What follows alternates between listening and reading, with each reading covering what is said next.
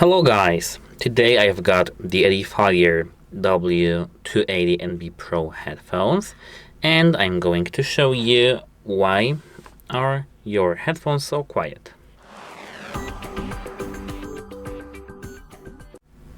There are actually many reasons behind that, but let's start with the main one.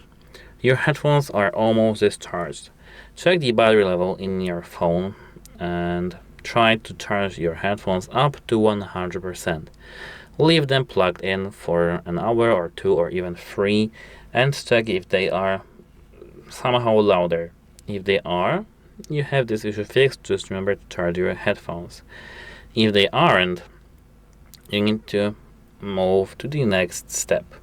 The next step is that you need to check the player. Check if your phone is muted or just if there is some separate audio volume, and check for the player. Try to switch, for example, from Spotify to Apple Music or from Apple Music to Tidal or any other combination, or even check YouTube. Check if it works for you. If it works, the application is at fault, you're going to try to fix the application itself. If the application itself is good and the issue occurs everywhere, you're going to try to perform a factory reset.